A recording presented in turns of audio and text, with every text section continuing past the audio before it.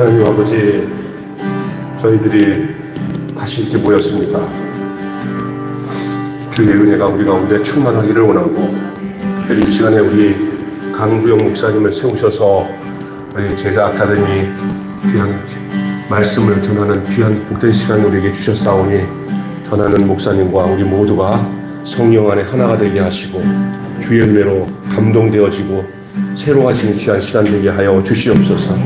특별히 우리 오늘은 간추린 교회사로 우리에게 정말 말씀의 뼈대를 삼을 수 있는 귀한 말씀을 우리에게 허락하실 터인데, 하나님 우리의 귀가 경청하는 귀가 되게 하시고, 우리가 하나님의 말씀을 온전히 청종함으로 하나님의 쉐마의 역사가, 말씀을 듣고 순종하고 행하는 그 모든 들음의 역사, 쉐마의 역사가 오늘 말씀 속에 있게 하여 주시옵소서. 심령이 옥토화되게 하여 주옵소서. 이 시간 나오셔서 말씀 전하실 때 성령의 기름 부음을 허락하셔서 우리 함께 모두가 성령의 가르침 속에 들어갈 수 있도록 주님 인도해 주옵소서. 예수님의 이름으로 기도합니다. 강사 목사님 나오셔서 간추린 교회사, 여러분 이게 듣기 쉽지 않은 말씀입니다. 짧은 시간에 여러분 이 간추린 교회사 굉장히 중요한 부분입니다. 저쪽 소문교회에서 화요일 날 했던 강의인데, 오늘은 한 번 더 했기 때문에 한 번 두 번째니까 목사님이 짧은 시간이지만 아주 중요하게 여러분에게 포인트를 잡아주실 때 여러분이 은혜 받는 귀한 시간이 되기를 바라고요. 네.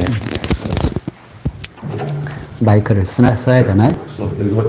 이걸로 쓰세요. 이게 더. 예. 빼서.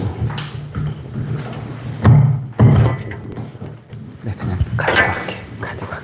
네. 자. 네, 됐습니다. 그렇죠. 요거 사실 제가 한 달에 한 번씩 갖는 집회가 있는데, 성령의 날이라고 요거 준비를 했던 강의인데 못했어요. 그걸 지금 보니까 이거 그때 준비했던 강의였는데, 9월 7일 날 집회 가는 날 제가 금년 부활일 때 제가 세례를 졌던 형제가 소천을 했어요. 그래가지고 가는데 전화를 받아가지고 모임을 취소하고 10월 달에는 또 제가 몸이 좀 아파가지고 모임을 못하고 하느라고 지금 못했던 강의인데, 오늘 이 모임에서 하게 됐네요. 여러분, 교회사 강의는 굉장히 중요합니다. 그런데 이 음이 하울링이 좀 많네요, 목사님. 음이, 잡음이, 스피커가. 네. 아니면, 그냥, 예. 조금 낮습니다. 예. 그래도 아무튼, 예. 아이고, 너무 커요. 네. 아니면 그냥 해도 될 것 같은데. 그냥 할게요, 목사님. 네? 이거 스피커 꺼버리세요. 스피커를. 네. 이거 줌으로도 중계가 되죠? 네. 그러니까 줌으로 하면 그냥 이것만 하는 게 깨끗할 거예요. 줌으로 들어오시는 분들이. 예, 됐습니다. 그냥 할게요.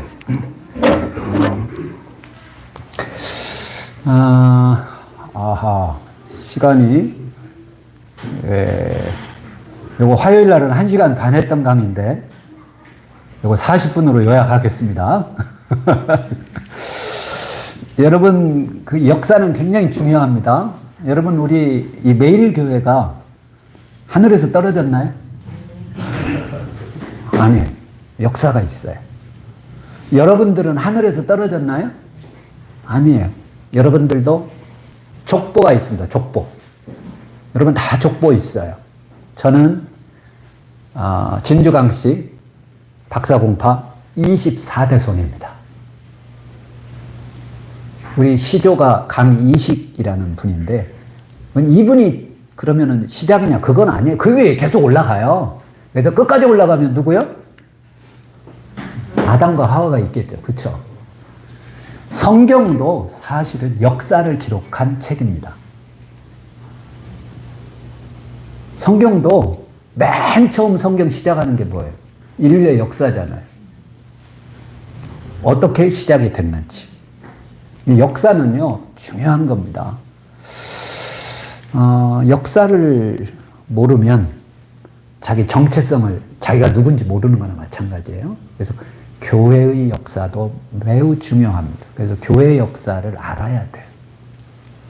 그래서 오늘은 짧은 시간에 교회 역사를 간추려서 말씀을 드리는데, 여러분, 교회는 어디에서 시작이 됐을까요? 교회의 시작은 어딘가요? 자, 우리 한번 같이 읽어봅시다. 시작. 너는 베드로라, 내가 이 반석 위에 내 교회를 세우리니 음부의 권세가 이기지 못하리라. 네, 요거 다음 건 넘겨주시죠. 그냥 좀 넘겨주세요. 예. 교회의 정의에 대해서 먼저 말씀을 드릴게요. 여러분, 교회, 우리말로는 교회라고 하는, 그냥 우리말로 복음이 들어오면서 이거를 교회를 번역을 교회라고 한 거예요.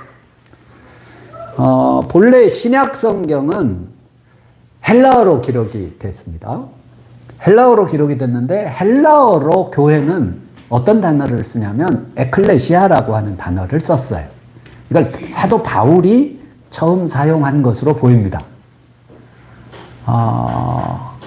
그러니까 사도 바울이 이 믿는 사람들의 무리를 에클레시아라고 하는데 이거를 창조를 한 거냐? 그렇지 않아요. 사도 바울이 이거를 무슨 단어로 해서 할까? 그래서 에클레시아라는 단어를 하나님으로부터 계시를 받아서 쓴 게 아니라 이미 그 시대에 사용이 되던 단어예요.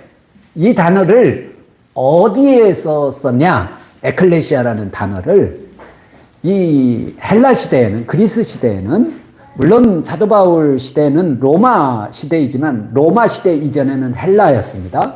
성경은 헬라어로 기록이 되었는데, 헬라 시대, 그리스 시대는 도시국가였어요.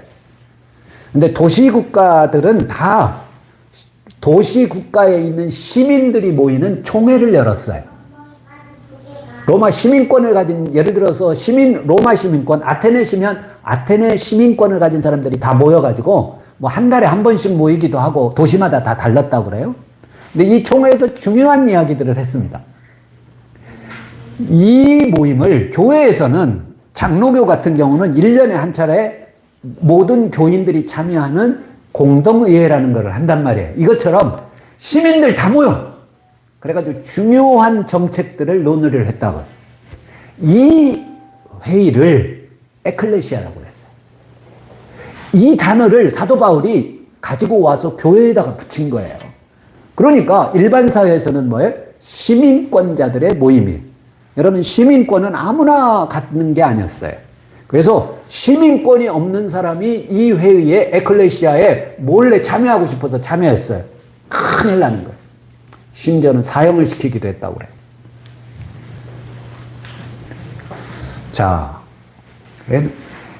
이 사도 바울이 에클레시아라고 하는 단어를 여기에서 가져왔는데, 그럼 구약시대 때는 교회라는 단어가 없었느냐? 사실 구약시대 때는 에클레시아라는 단어를 썼을 리가 없죠. 왜냐하면 구약 성경은 헬라어로 기록이 된 게 아니라 히브리어로 기록이 됐단 말이에요. 근데 이제 재미난 거는 이 유대인들이 히브리어로 된 구약 성경을 헬라어로 번역을 했습니다. 번역을 하는데 구약 성경의 어떤 단어를 가지고 에클레시아라고 번역을 했어요. 교회라고 번역을 한 거예요. 이 단어는 뭐냐? 회중을 에클레시아라고 번역을 했습니다. 회중. 이스라엘의 회중. 비슷하죠, 의미가. 이것처럼 제가 얘기하고 싶은 건 뭐냐면, 교회는 건물이 아니라 사람들의 모임을 교회라고 하는 거예요. 바울의 의도도 그렇고 의미도 그렇습니다. 교회는 회중이라고 의미할 수도 있고 사람들의 모임이라고 할 수도 있습니다. 그래서 스데반 집사님은 사도행전에서 구약을 요약을 한다고. 구약을 요약을 하는데 표현을 광야교회 이런 표현을 합니다. 광야교회. 그러니까 뭐예요? 스테반 집사님은 이스라엘 민족의 모임을, 이스라엘 민족의 회중을 교회라고 생각한 거예요. 그리고 예수님께서 우리가 아까 보았던 이제 말씀 중에 베드로에게, 시몬 베드로야, 너는 반석이다. 내 위에 교회를 세우겠다. 그러시고, 내 위에 내 교회를 세우겠다. 예수님께서 내 교회를 세우겠다. 그러신 거예요. 그래서 저는 교회의 기원은 사실, 물론 뭐 구약시대로 가면 이스라엘의 그 백성들의 회중도 교회라고 번역은 했지만, 실질적으로 오늘날 우리 교회의 기원은 예수님이라고 봅니다. 예수님께서 12제자를 어떻게 하셨어요? 부르셨어요. 부르셨다고. 12제자들을 부르셨어요.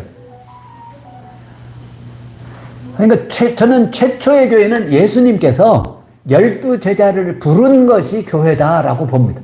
3년 동안 예수님께서 이들과 함께 계시면서 한마디로 교회를 이루신 거예요. 그리고 예수님께서 이제 이 교회를 세워나가겠다 이렇게 말씀하신 거죠. 그러면은 교회의 기준은 뭐냐? 교회의 기준. 여러분, 교회의 기준은 뭔가요? 제가 속한 합동측 교회는 이 법적으로 교회가 되려면 참 규정이 까다로워요. 예배 처소가 있어야 돼. 장소가 있어야 돼. 예배 드리는. 그리고 교인이, 세례교인 15명이 있어야 돼. 목사님, 성결교회는 어떤가요? 그런 문제는 없어요. 그러면은 15명이 안 되는 교회는 어떻게 되냐? 그러면은 이 모임은요, 기도처라고 그래요. 교회가 아닌 거예요. 근데 법대로, 이게 법인데, 법대로 할까요? 법대로 하는 교회 제가 거의 못 봤어요. 처음 시작하면서부터 어떻게 세례교인 15명으로 시작을 해요.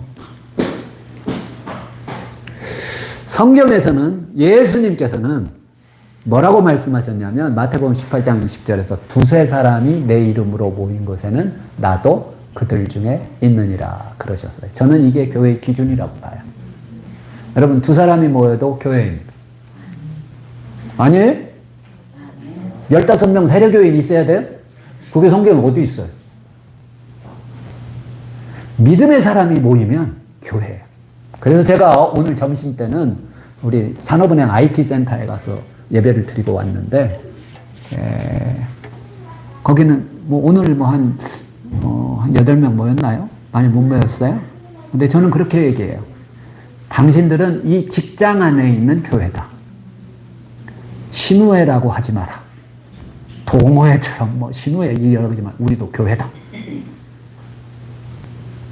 여러분, 믿음의 사람들이 모인 것은 교회입니다. 여러분, 사실 이 모임도 교회예요. 여기는 매일 교회인데요. 아니에요. 주일날은 매일 교회고, 목요일에는 우리 제자선교회 교회입니다. 제자선교회도 사실은 교회인 거예요. 주님의 몸된 교회인 거예요. 자, 다음요. 교회는 건물이 아니라 사람이다. 제가 주일날 우리 매일교회에서 설교하면서도 제가 이 말씀 드렸었는데, 자, 다음 페이지 봐야죠. 그럼 교회의 태동은 어떻게 되냐? 출발점은 사실 예수님과 제자들입니다. 예수님께서 승천하시고 난 다음에 성령님이 임합니다. 그리고 나서 이것을 이제 흔히 이제 오순절 성령이라고 그러죠. 이 출발이 예루살렘 교회. 예루살렘 교회는 사실 사람이 굉장히 많이 모였을 걸로 봅니다.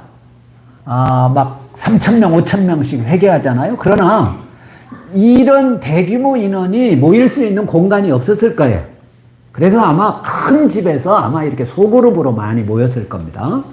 근데 이 예루살렘 교회에 큰 박해가 일어나서 이 사람들이 흩어지죠. 흩어진 사람들이 안디옥 교회까지 가게 되고, 안디옥에서 이방인들도 구원을 받게 되고, 이 안디옥 교회에서 이제 바울과 바나바를 파송해가지고 소아시아 지역, 유럽 지역을 선교를 하게 됩니다. 이게 이제 사도행전의 이야기입니다. 이게 이제 교회의 태동이죠. 교회의 태동인데, 여러분, 교회가 그러면은 한 2000년 역사란 말이에요. 여러분, 2000년 교회의 역사가 아름다울까요? 교회니까. 많은 사람들이 교회에 막 실망했다고 그래요, 요즘. 교회 막 왜 이래? 교회가 왜 그래? 여러분, 교회 2000년 역사를 잘 살펴보면은요, 교회의 역사는 아름답지 않습니다. 맨날 싸우고요. 예? 맨날 싸우고. 서로 뭐라고 하면서 싸우는지 아세요? 서로를 향해 사탄의 자식이라고. 교회의 역사 자체가 아름답지 않습니다. 사실 가만히 보니까 성경도 마찬가지입니다. 여러분도 성경 아름다운 이야기가 별로 없어요. 맨날 보면은 뭐 하나님 말 안 듣고 의다 터지고 뭐 그런 이야기잖아요, 다. 그럼에도 불구하고 하나님께서는 그런 우리를 사용하십니다.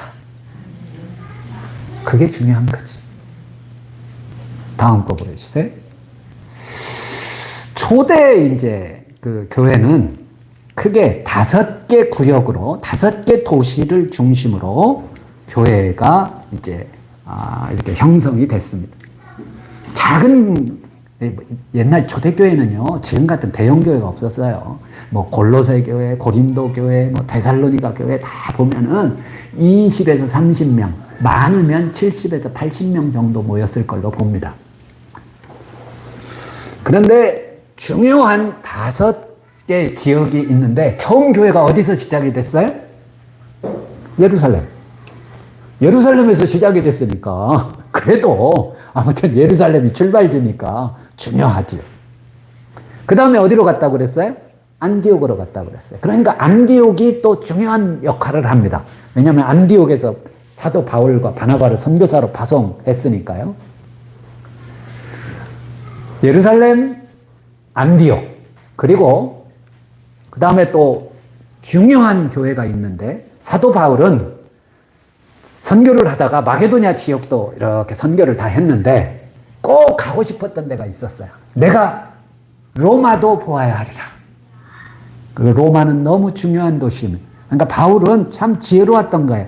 또 하나님께서 그렇게 인도하셨죠. 너 로마로 가게 될 거다.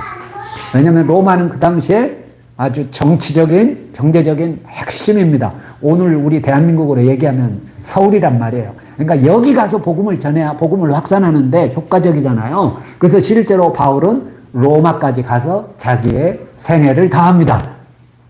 로마에서 순교를 당해요. 그리고 로마는 교회로서도 아주 중요한 위치를 차지한, 교회의 출발은 예루살렘이지만 어떻게 보면 이 핵심적인 그 모든 뭐 행정이라든가 모든 길은 로마로 통한다고 그러잖아. 황제가 있는 곳이고. 그러니까 로마는 당연히 아주 초대교회 때 아주 중요한 위치를 차지하게 되는 거예요. 그러니까 로마도 중요해요. 그리고 중요한 도시가 하나 있는데 알렉산드리아. 알렉산드리아는 지금의 이집트인. 근데 이 이집트 알렉산드리아는 알렉산더 대왕이 세운 신도시예요. 인구가 그 당시에 거의 100만에 가까웠다고 하니까 엄청난. 지금은 1000만이 넘습니다. 알렉산드리아. 매우 중요하고 알렉산드리아 출신의 신학자들이 많습니다. 성경에도 사도행전에도 보면 알렉산드리아 출신의 성경에 능통한 사람이 나옵니다. 누구요? 아볼로요. 아볼로도 그는 알렉산드리아에서 난 유대인이다. 성경에 능통한 자였어요. 알렉산드리아는요, 이후에도 이 유대인들을 중심으로 아마 교회가 생기고, 그랬기 때문인지 아주 위대한 신학자들이 알렉산드리아 출신들이 많이 있습니다. 그래서 알렉산드리아도 아주 중요한 하나의 교구가 됩니다. 알렉산드리아. 그래서 이집트 가시면 다들 그냥 가이로 가고 피라미드 보러 가고 스핑크스 보러 가고 그러는데 사실 알렉산드리아를 방문해 보셔야 돼요. 이집트에 가면.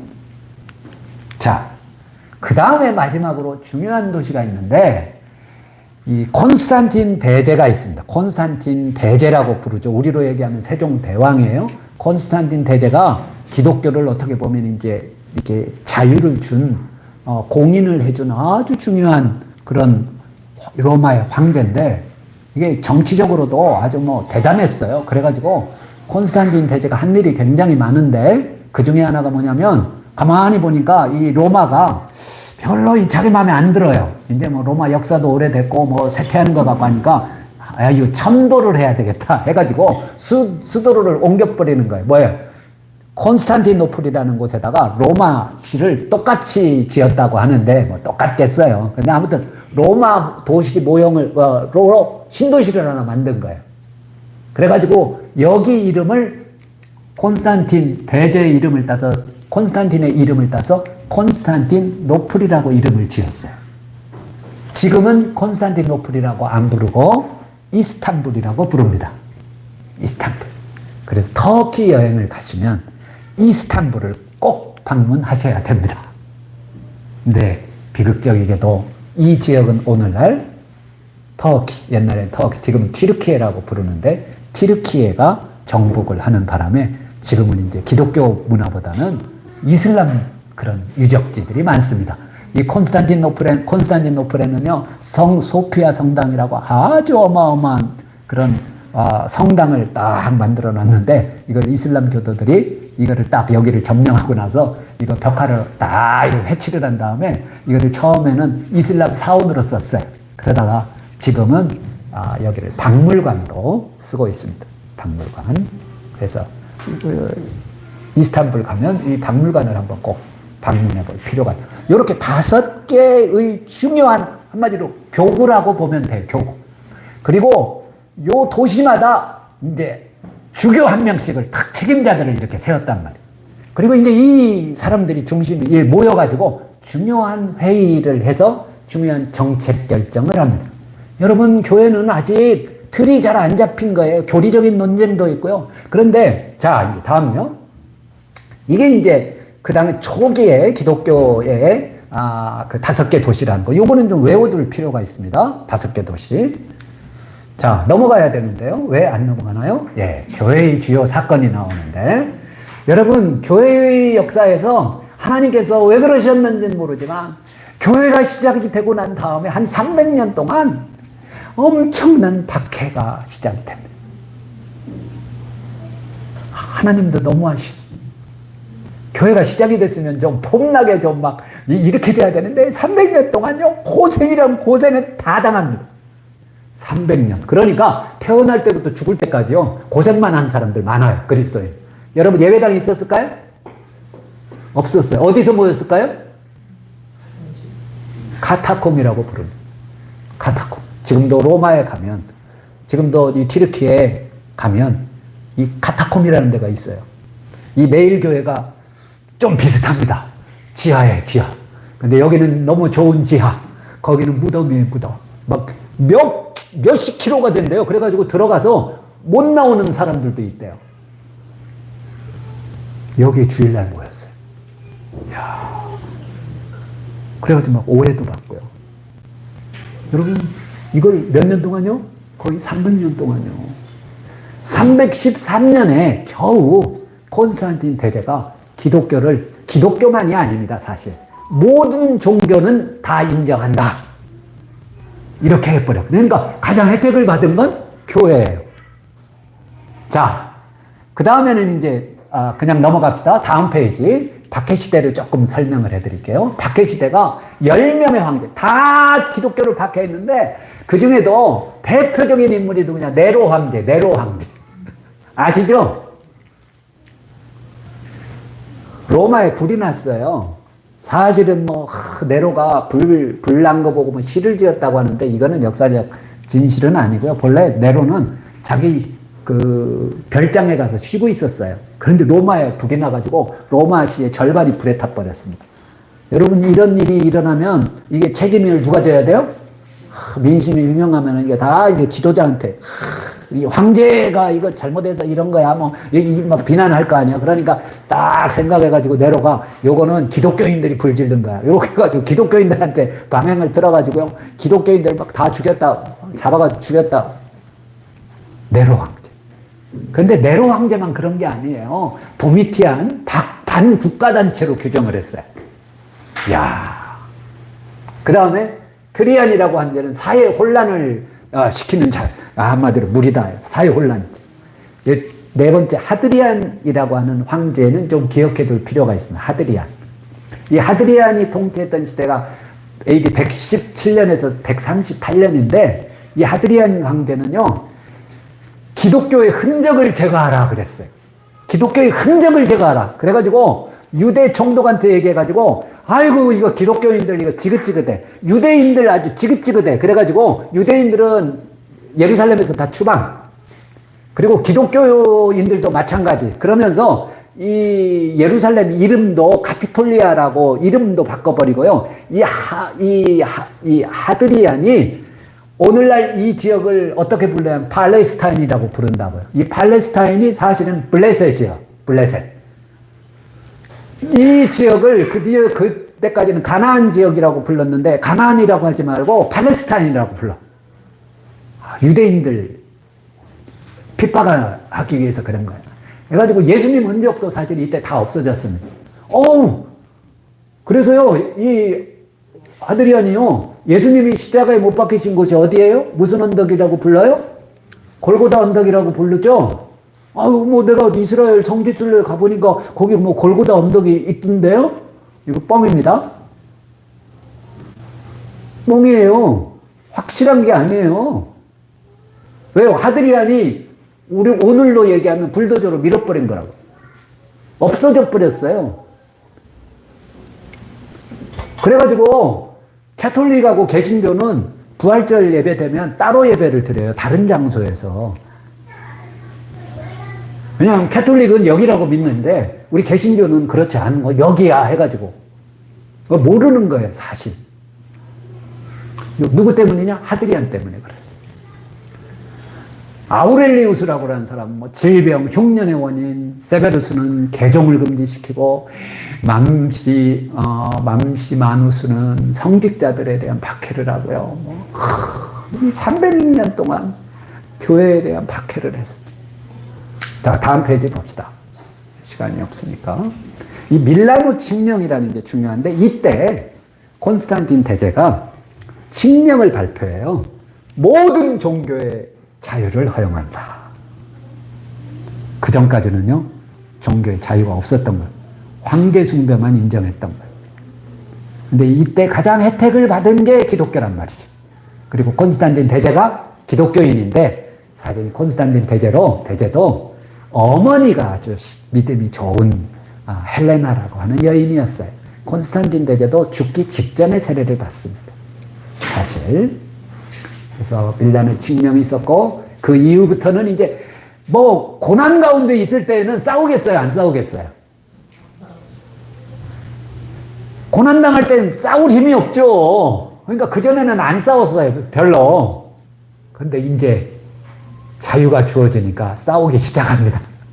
종교회의가 열리면서, 니케아 공의가 열리면서 이제 교리적인 논쟁을 하게 돼요. 삼위일체에 대해서, 삼위일체 가운데 뭐 가지고 싸우냐, 이제 예수님은 인간이냐, 신이냐, 이거 가지고.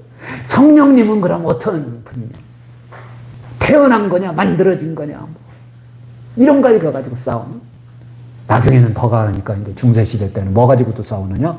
야, 바늘 위에 천사 몇 명이나 앉을 수 있을까? 별거 가지고 다 싸웁니다. 평안하면 그래요. 자.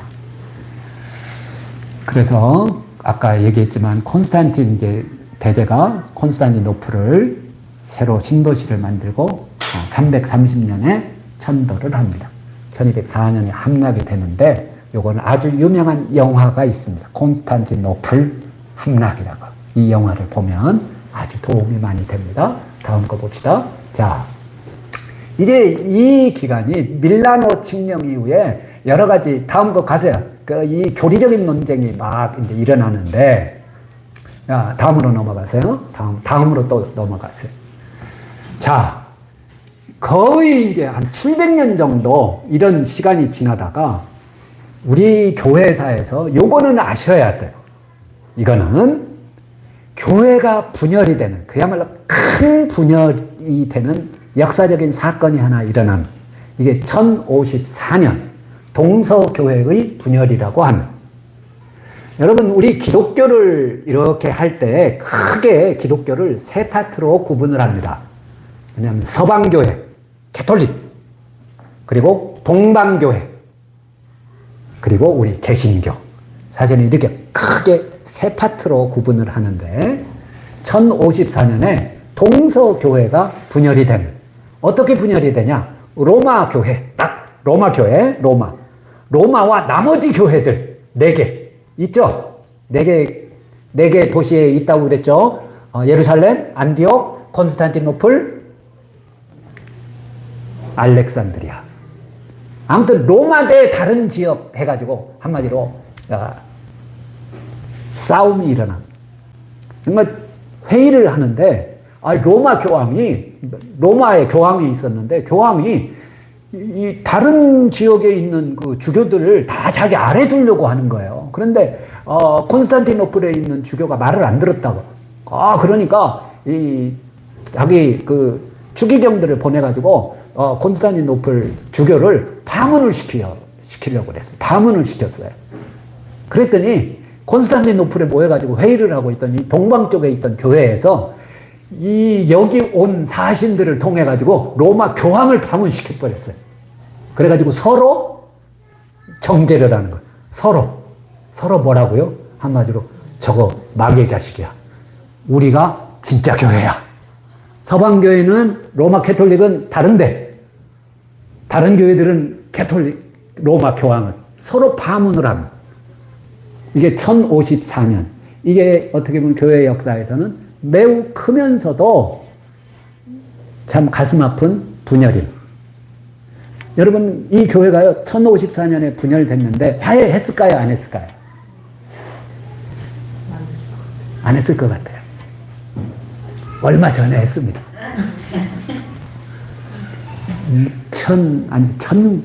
2000 몇 년인가? 이때 러시아 대주교하고 로마 교황이 만났습니다. 그래서 이거를 외신에서는 뭐라고 타전을 했냐면 1000년 만에 화해. 1000년 만에 화해라고 그랬어요. 그런데 교회의 형태가 좀 달랐습니다. 로마 교회는 서방교회라고 하고 캐톨릭이라고 하는데 여기는 교황체제, 딱 교황. 원래 이제 자기가 대장하려고 했던 거잖아. 요 체제로 갔습니다. 단일체제. 근데 나머지 동방교회는 아니야. 교황 그렇게 해서는 안 돼. 너만 대장이야? 이러니까 또 교황을 세울 수는 없잖아. 그러니까 국가별로 대표를 하면서 국가별로 세웠습니다. 그래, 교회는 우리 국가별로 지도자 한 명씩 대표 뽑자. 교황 우리는 하지 말자. 그래가지고 이 동방교회는 다 국가별로 이제 조직이 됩니다. 최고 큰 데가 어디겠어요? 인구 많은데요, 인구 많은. 러시아 종교회라고 합니다. 러시아 종. 이 국가별로. 아르메니아는 아르메니아 종교회. 그리스는 그리스 종교회. 에티오피아도 있습니다. 아프리카에. 여러분, 아프리카 우습게 여기면 안 돼요. 아프리카가 우리보다 복음을 훨씬 일찍 받았어요. 초기에 이미 받았습니다. 에티오피아 정교회. 이렇게 국가별로. 이집트 정교회. 이집트는 koptik교회라고 합니다. 얼마 전에 몇 년 전에 IS가 그 사람들 참수시킨 사건 아세요? 뉴스에 많이 나왔죠. 근데 그냥 뉴스에는 IS가 기독교인들을 참수를 시켰다. 근데 사실 이 사람들은 어떤 사람들? 이집트 koptik교회 사람들이에요. 이집트 정교회 사람들이에요. 우리 개신교인들이 아니에요. 1054년에 이제 이렇게 로마 교회 대 나머지 교회가 분열이 됐는데 지금도 이 동방교회는 그런 체제를 유지하고 있습니다.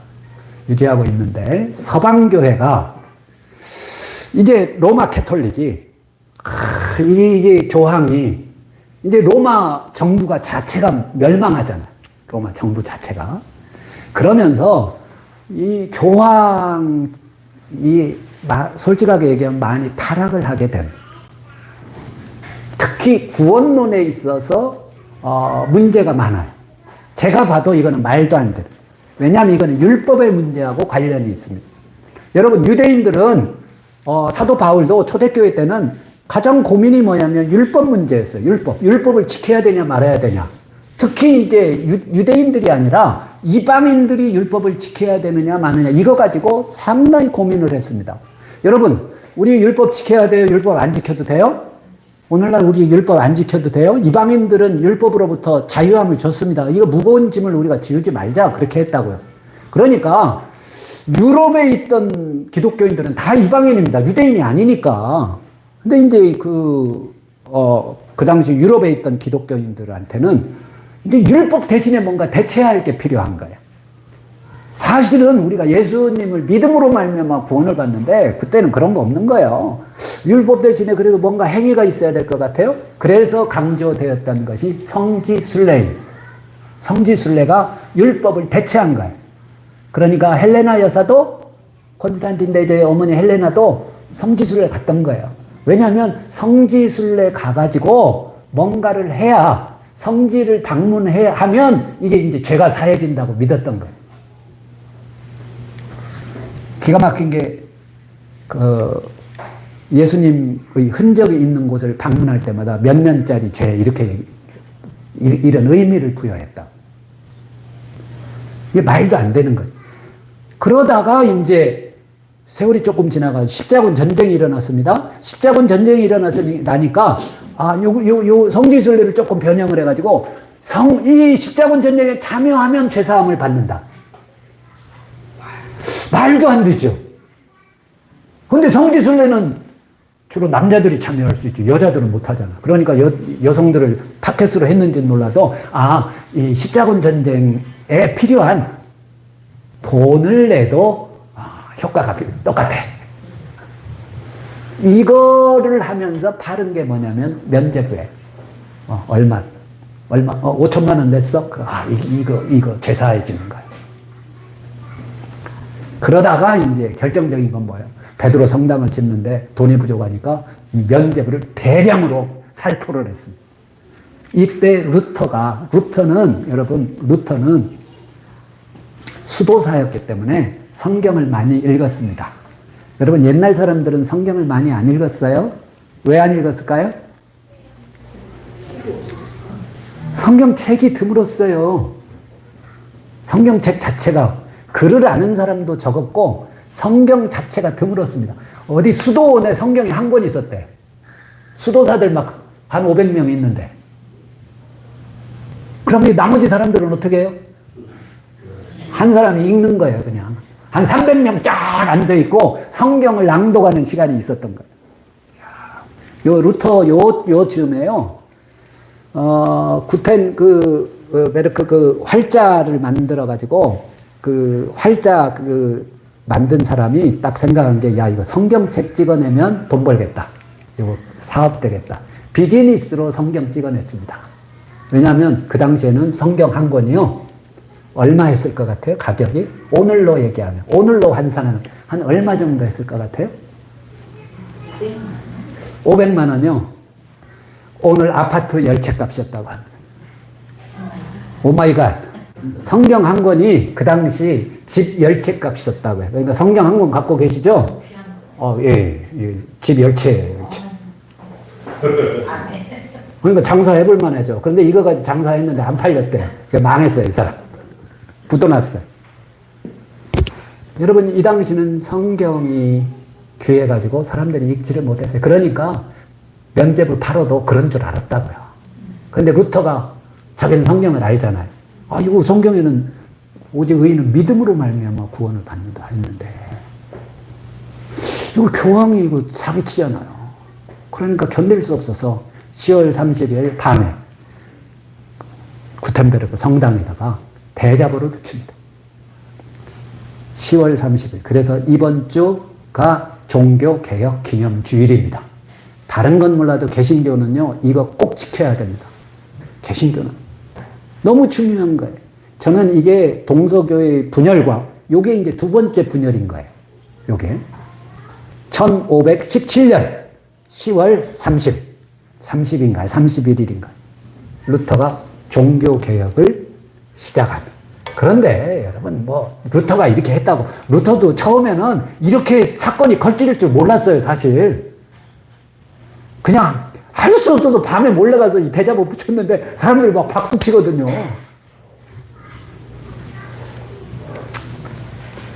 이때부터 루터는 이제 교황을 95개 항목이 있다고요. 그 중에 하나 교황은 무효한 게 아니야. 교황도 인간이야.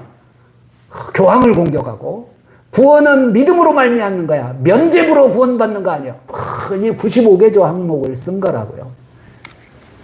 교황의 권위를 무너뜨리니까 이제 그때부터는 뭐예요? 이제 우리는 교황 인정 안 해. 이게 이제 그 루터의 중요 내용이거든요. 그러니까 이때부터 이제 막 소위 개신교 교단들이 등장하기 시작합니다. 개신교가. 그러니까 루터가 뭐 이렇게 해가지고 그때 확 한 게 아니라 계속해서 이제 막 교단들이 나오기 시작합니다. 자, 이 중요한 교단들 몇 가지만 살펴보도록 하겠습니다. 맨 처음에 시작된 게 성공회입니다. 성공회. 성공회는 영국 국교회. 근데 여러분 교회 역사가 다 이렇게 막 서로 막이라고 그러고 막 루터하고 교황도요 서로 막이라고 그랬어요. 막이 자식이라고. 자, 이렇게 했는데 이 성공회도 뭐 아름답게 이렇게 시작한 게 아니에요. 이때 영국의 왕 헨리 8세가 왕비가 있는데 가만히 보니까 왕비보다 그 밑에 시녀가 더 마음에 드네. 기가 막히죠? 이봐 비웃으시네. 그럴 수 있어요. 그러니까 교황한테 딱 타진을 했어요. 나 이혼할래요. 교황이 안 돼. 그러니까 헨리 8세가 열받았어요. 그래? 그럼 나 캐톨릭에서 탈퇴할래. 우리 영국은 캐톨릭 탈퇴한다. 그러면 영국에 있는 교회들은 뭐야? 영국 교회의 수장은 나야. 영국 왕이. 그렇게 해갖고 시작된 게 사실 성공회입니다. 근데 성공회라고 여러분 우습게 여기서는 안 됩니다. 지금 전 세계적으로 성공회의 인구가 몇 명이나 될 것 같아요? 써있죠? 네, 1억이라고 써있죠? 야, 참, 눈치 엄청 빠르시네. 성공회 우습게 보지 마세요. 제 친구 중에 성공회 신부가 있어요. 부산교구 교구장인데. 사실 우리나라 뭐 총회장 밖에 나가면 알아주지도 않고요. 이 친구 대단한 거예요, 사실. 장로교가 1561년에 시작이 됩니다. 장로교. 그런데 장로교가요, 우리나라만 유독 강해요. 유독. 장로교 교인들, 이렇게 뻥일 거 하나도 없어요. 전 세계적으로 보면 장로교가 1800만 명밖에 안 돼요. 조금밖에 안 돼요. 왜 그런가 생각하면은 이 장로교가 우리나라 체질에 맞나 봐요. 우리나라 국민성하고. 근데 아무튼 장로교가 1561년, 그 다음에 침례교가, 최초의 침례교의 기원을 보니까 세 가지가 있던데, 그냥 뭐 보통 얘기하는 게 침례교가 1611년, 그냥 이렇게 봅니다. 그래가지고 5천만 명 정도 돼요. 침례교 셉니다. 미국에서 가장 큰 교단은 침례교잖아요. 그리고 뭐예요? 왜 감리교가 시작이 돼요? 감리교, 침례교 다 이게 출발점은 성공회입니다. 성공회가 로마 캐톨릭으로부터 뛰쳐나왔는데, 이제 성공회 안에서 막 뛰쳐나오는 거예요, 또. 감리교는 웨슬레에 의해서 시작이 되는데, 좀 늦습니다. 1739년. 그런데 전 세계적으로는 한 8,500만 명. 와. 죄송합니다. 성결교를 빼먹었습니다, 목사님. 죄송합니다. 성결교 언제 시작됐습니까? 성결교는 한국 자생교단입니까? 감리교와 가까워요. 감리교와 가깝고. 예. 죄송합니다. 다음에는 넣어드릴게요. 여러분, 그리고 중요한 거 있습니다. 1906년에 오순절 아주사 부흥운동이 일어났는데, 여기에서 출발이 된 게 오순절 교단. 오순절 교단은 뭐예요? 순복음교회. 기독교 역사상 이렇게 단기간에 이렇게 급성장한 교파가 없습니다. 100년 조금 넘는 거잖아요. 1906년에 시작됐으니까 지금 6억 8천만. 예. 그렇죠. 예. 근데 아무튼 이 오순절 교단의 인구가 이렇게 많아요. 자, 근데 요거만 이제 마무리하고 다음 페이지 있나요? 내가 어제 사실 없어요? 여기서 마칩시다. 시간도 다 됐으니까. 교회가 하나 될 수 있을까요? 교회가 하나 될 수 있을까요? 하나 될 수는 있습니다. 그런데 철저하게 성령 안에서만 가능합니다. 운동으로 안 돼요. 우리 하나 됩시다. 이래가지고 성령 안에서 하나 되는 딱 유일한 하나입니다. 왜냐하면 교회 역사를 보면 그래요. 이렇게 많은 교단들이 있는데, 이제 막 교단들이 많이 생겼는데, 세계 1차, 2차 세계대전이 끝난 다음에, 유럽의 특히 교회들이 좀, 반성을 했어요. 야, 도대체 세계에 이렇게 수천만 명이 죽어나가는 이 전쟁에 우리 교회가 도대체 한 게 뭐냐? 그래서 유럽의 많은 지식인들이 교회를 떠났습니다. 그때부터 교회의 유럽의 교회는 쇠퇴하기 시작한 거예요. 그래가지고 지금 유럽 교회 보면은 뭐 말도 안 돼요. 막 2, 3천 명 들어가는 교회에 제가 이미 30년 전에 갔을 때에도 어른들, 노인들만 한 6, 70명 밖에 안에 성가대에 앉아 있는 것처럼 앉아 있더라고요. 이미 이 세계 2차 대전 후에 지식인들이 교회에 실망을 한 거예요. 야, 교회가 도대체 뭐해? 이렇게 전쟁이 일어나고 하는데. 그래가지고, 이거 교회가 너무 잘못했다. 이렇게 해가지고, 1948년에 교회 지도자들이 모여가지고요. 우리 교회가 다 흩어져서 그래. 교파별로. 우리 연합하자. 연합해서 우리 힘을 좀 발휘를 하자. 이렇게 해가지고 시작이 된 게 교회 일치운동이라는 거예요. WCC.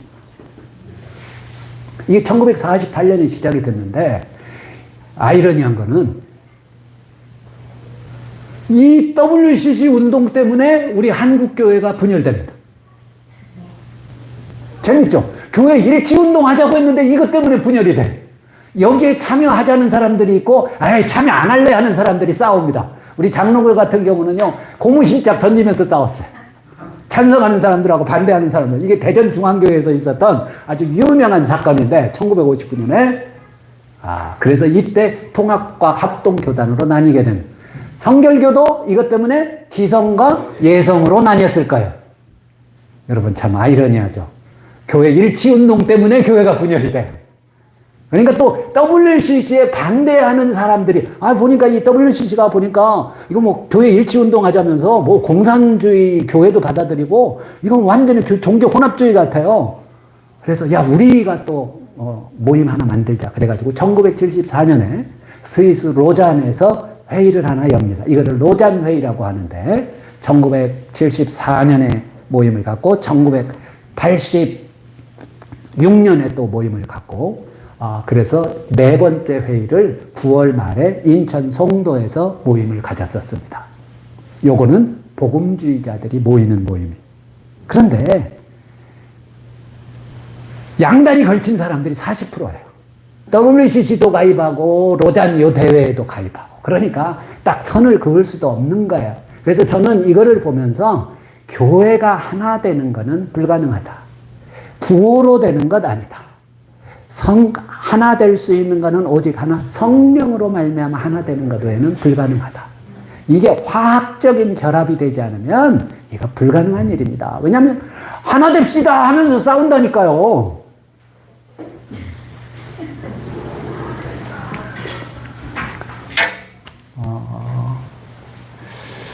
오늘날 교회의 모습을 보면 실망스럽죠. 근데 이게 당연한 것. 교회 2000년 역사를 돌아보면 그래요. 그런데도 이런 우리를 하나님은 사용하신다는 것이 은혜죠. 은혜. 놀라운 은혜. 저는 이거 생각하면서 너무 감사해요. 나도 부족하고, 우리 교회도 부족하고, 그런데 나를 사용하세요. 오직 은혜. 짧게 정리합니다. 여러분, 교회의 정의, 교회는 몇 명 이상이요? 2명만 모여도 교회입니다. 이름도 없을 수 있어요. 근데 희한한 2사람이라도 모이면 주님이 함께 하시고, 주님이 역사하시고, 그들을 도우시고, 놀랍습니다. 여러분, 사람 수가 중요한 게 아니에요. 소수가 모여도 정말 성령께서 통치하실 때 이런 은혜가 있습니다. 우리 한번 기도하겠습니다. 하나님 아버지 감사합니다. 오늘 짧은 시간이지만 교회에 대해 우리가 살펴보았습니다. 교회의 역사 가운데 정말 영광스러운 순간은 거의 없었던 것 같습니다.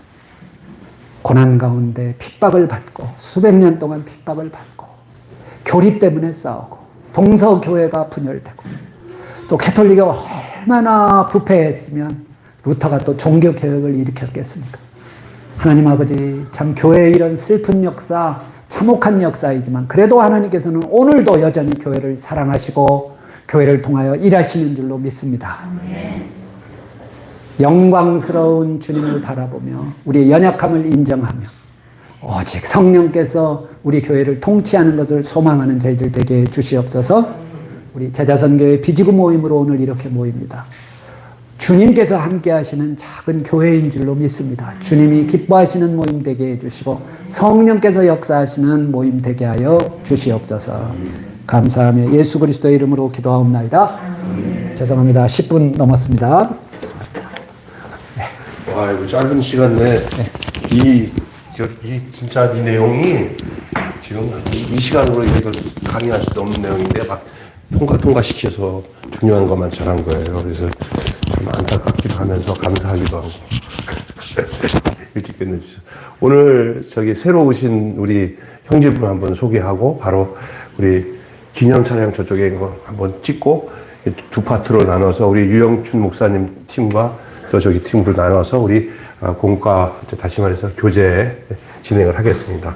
수고하신 우리 강구영 목사님, 박수 한번 해주시고 그리고 강구영 목사님이 소개해 주세요. 강구영 목사님이 우리 뒤에 우리 크리스탈 순복음교회 청년부 담당 교역자인데 목사님인데 강보영 목사님과 강의하시는 그 학교에서 만나서 여기 저 제자선교회 소개받고 오셨어요. 근데 목사 인사 좀 나누세요. 자, 우리 잘생겼네. 네. 저기 들고 괜찮으게 하십시오. 안녕하세요. 네, 저는 크리스탈 순복음교회 청년부 담당 목사 김용주라고 합니다.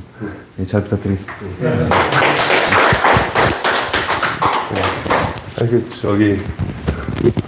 좋은 만남인 것 같아요. 아주 성실하게 같이 참석할 것 같아요. 되게 감사하고 생각하고 사진 한 장 찍고 우리 강무영 목사님은 좀 일찍 가야 되네요. 아파서 지금 가면 아니에요? 아픈 게 아니고 집이 너무 아니 아픈 게 아니라 바빠서.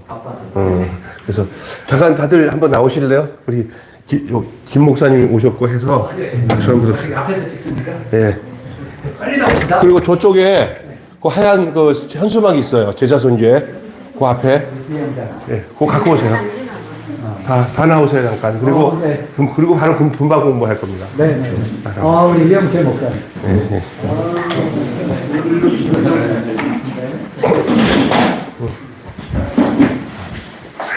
A지구보다 B지구가 더 많이 모네요. 네, 여기 혹시나지. 네, 이렇게. 자, 저기 영치 목사님 잡아주세요. 네. 나머지 이렇게 서서. 이어주세요. 일어서도 되죠? 앉지. 이쪽으로. 들어가세요, 내가 지금.